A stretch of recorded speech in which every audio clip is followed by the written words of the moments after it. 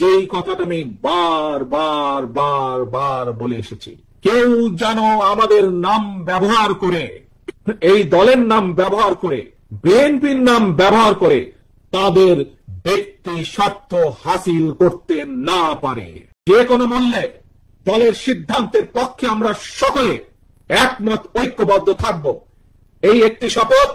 এবং একই সাথে দলের সম্পর্কে, দলকে নিয়ে যাতে কেউ ব্যক্তি স্বার্থে ব্যবহার করতে না পারে সেই সুযোগ আমরা কাউকে দেব না। এই দুইটি শপথ কি আমরা আজ কাউন্সিলে গ্রহণ করতে পারে? ইনশাআল্লাহ।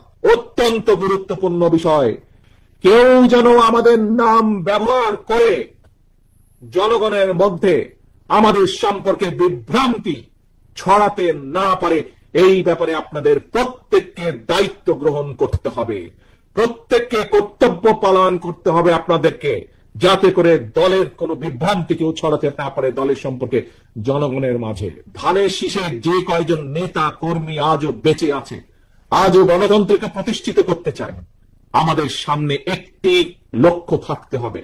কি সেটি? সেটি হচ্ছে যে কোনো মূল্যে আমাদেরকে ঐক্যবদ্ধ থাকতে হবে, এর কোনো বিকল্প নেই।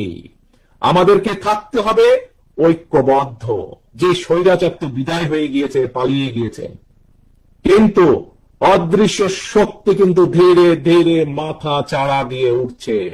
মনে আছে আপনাদের? এই কথাটি আমি বিভিন্ন সময় বলেছি, আজকে থেকে প্রায় 1 বছর আগে আপনারা বহু মানুষ সেদিন সেখানে উপস্থিত ছিলেন। প্রিয় সহকর্মী বৃন্দ, ধানের শীষের প্রতিটি কর্মী, সমর্থক, ভোটার বৃন্দ, আজ আমার 1 বছর আগের কথা কিন্তু ধীরে ধীরে দৃশ্যমান হতে শুরু করেছে। আমাদের আর আজকে বসে থাকার সময় নেই। প্রিয় সহকর্মী বৃন্দ, বিএনপির প্রতিটা নেতা কর্মীকে আজ যে কোনো মূল্যে, আমি জানি বিশাল দল, আমাদের বিশাল দল, স্বৈরাচারের আমলে প্রায় 50 লক্ষেরও বেশি নেতা কর্মীর নামে মিথ্যে মামলাই ছিল আমাদের দলের।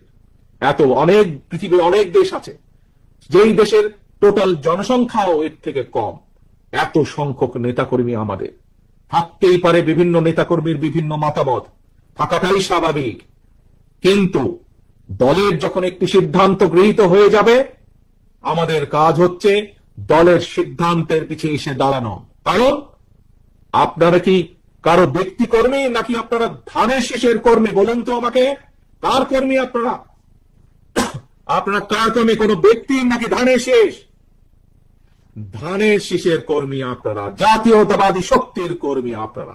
কাজেই জাতীয়তাবাদী শক্তি ধানের শীষের পক্ষ থেকে যখন একটি সিদ্ধান্ত হয়ে যাবে, প্রিয় সহকর্মীবৃন্দ, আমাদের প্রত্যেকটি মানুষের দায়িত্ব হচ্ছে, যারা আমরা দেশনেত্রী খালেদা জিয়া, যারা আমরা শহীদ রাষ্ট্রপতি জিয়া রহমানের রাজনৈতিক আদর্শে বিশ্বাস করি, আমাদের প্রত্যেকের দায়িত্ব হবে সেই সিদ্ধান্তকে যে কোনো মূল্যে বাস্তবায়ন করা। মতামত আগেই বলেছি, হতে পারে বিভিন্ন মানুষের বিভিন্ন মতামত, কিন্তু একটি পরিবারে যখন পরিবারের মুরব্বী একটি সিদ্ধান্ত নিয়ে নেয়, পরিবারের সকল সদস্য সেই সিদ্ধান্তের পিছনে এসে দাঁড়িয়ে যায়, সেই সিদ্ধান্তকে বাস্তবায়ন করে।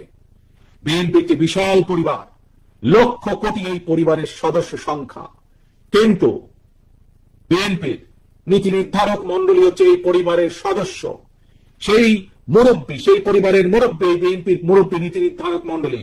সেই নীতি নির্ধারক মন্ডলী যখন দলের পক্ষে, একটি দলের জন্য একটি সিদ্ধান্ত নেবেন, সেই সিদ্ধান্তের পিছে প্রত্যেকটি সদস্যকে এসে ঐক্যবদ্ধ হয়ে দাঁড়াতে হবে।